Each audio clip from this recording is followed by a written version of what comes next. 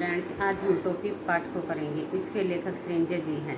टोपी सृंजय द्वारा लिखित एक श्रेष्ठ कहानी है।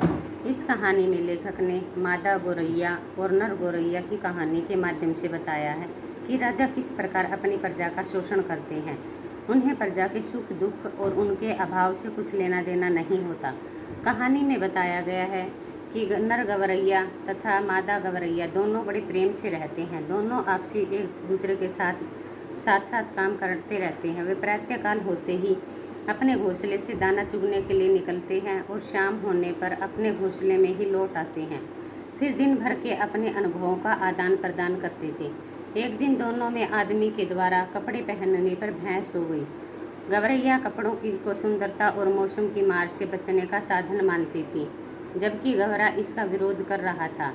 उसके अनुसार कपड़ों से काया सुंदर दिखाई नहीं देती, मौसम की मार को झेलने की ताकत भी चली जाती है। वह कहता है कि कपड़े पहनने से आदमी की औकात मालूम होती है, क्योंकि इससे आदमी की हैसियत में अंतर पैदा हो जाता है। अपनी बात पर जोर देते हुए गौरा कहता है कि आदमी तो अपने हाथ पैर, जो कि चलने फिरने और काम करने के लिए होते हैं, उनमें भी दस्ताने और मोजे ढक लेता है। अपने सिर को भी टोपी से ढक लेता है।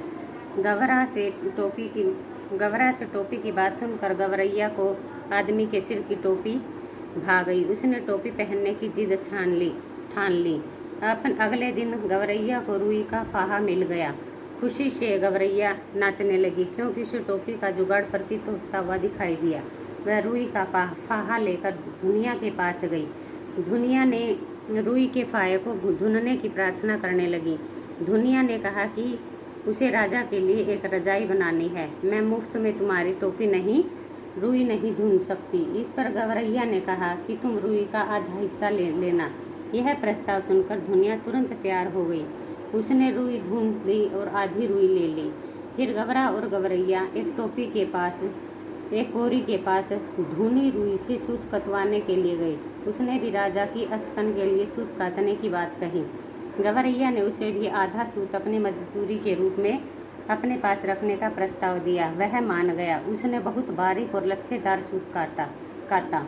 इसी प्रकार जब गौरैया बुनकर के पास गई तो उसने भी आधा कपड़ा रख लेने के लिए कहा। उसने राजा का कपड़ा बनने का काम छोड़कर गौरैया का काम पहले किया। बुनकर ने बहुत महीन और सुंदर कपड़ा बनाया। गौरैया कपड़ा लेकर दर्जी के पास गई। वहां जाकर उसने कहा, भैया दर्जी, इस कपड़े की एक टोपी सिल दो। दर्जी ने कहा, मुझे रानी के बेटे के लिए ढेर सारे झब्बे सिलने हैं। गौरैया ने कहा, इस कपड़े की 2 टोपियां सिल लेना, एक मुझे दे देना और एक स्वयं रख लेना। दर्जी मान गया। उसने झट से 2 टोपियां सिल दी। गौरैया टोपी पहनकर बहुत खुश थी। टोपी पहनकर गौरैया की खुशी का ठिकाना न रहा। उसे एक रोज नया जोश आ गया। वह खुशी से उड़ते उड़ते राजा के महल के कंगूरे पर जा बैठी। वहां राजा अपने सेवकों से अपने शरीर की मालिश करवा रहा था। अचानक राजा की नज़र गौरैया की टोपी पर गई। वह लगातार कह रही थी, मेरे सिर पर टोपी, राजा के सिर पर टोपी नहीं, राजा के सिर पर टोपी नहीं। राजा ने भी तुरंत अपनी टोपी मंगवा कर पहन ली, किंतु गौरैया फिर से कहने लगी, मेरी टोपी में 5 फुंदने। गौरैया ने अब दूसरा ही राग अल्पना शुरू कर दिया। राजा की टोपी में एक भी नहीं, मेरी टोपी में 5 फुंदने, राजा की टोपी में एक भी फुंदना नहीं।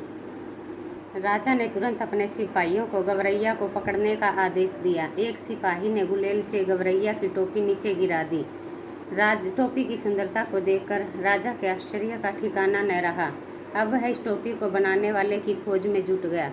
राजा ने सबसे पहले दर्जी को बुलवाया। दर्जी ने राजा से पूछा, तुमने हमारे लिए कभी ऐसी सुंदर टोपी क्यों नहीं बनाई? कारण पूछने पर दर्जी ने बताया कि महाराज, कपड़ा बहुत सुंदर एवं महीन था। इसी प्रकार राजा ने कपड़ा बुनने वाले, सूत काटने वाले और रुई बुनने वाले सबको बारी बारी से बुलाया। गौरैया का बढ़िया काम करने का कारण पूछा। धुनिया ने साहस करके अभ्यदान मांगते हुए बताया कि महाराज, इस गौरैया ने जो भी काम कराया उसमें से आधा हिस्सा दे देती थी। जिसके पास बहुत कुछ होता है वो कुछ भी नहीं देता, और इसके पास कुछ भी नहीं था, इसलिए इसने आधा दे दिया। इसके काम में अपने आप नफासत आती गई। सरकार, यह सुनकर राजा हैरान रह गया। तभी गौरैया बोल पड़ी, यह राजा तो कंगाल है, निरा कंगाल है। इतना धन हो गया, लेकिन फिर भी इसने मेरी टोपी अच्छी चुरा ली। इसने मेरी टोपी छीन ली। वहाँ हल्ला गुल्ला सुनकर वहाँ बहुत से लोग इकट्ठे हो गए। राजा घबरा गया और बोला, गवरैया की टोपी लौटा दो। गवरैया टोपी पहनकर उड़ उड़ कर कहने लगी, यह राजा तो डरपोक है, निरा डरपोक है, मुझसे डर गया और इसने मेरी टोपी लौटा दी। गवरैया की इस बात पर राजा मंत्री को कहने लगा कि कौन इस मुँह फट के मुँह लगे। इतना है कहकर वह अपने महल के अंदर चला गया।